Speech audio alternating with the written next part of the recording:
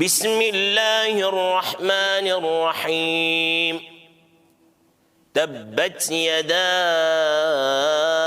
أبي لهب وتب ما أغنى عنه ماله وما كسب سيصلى نارا ذات لهب وامرأته حمالة الحطب في جيدها حبل من مسد صدق الله العظيم.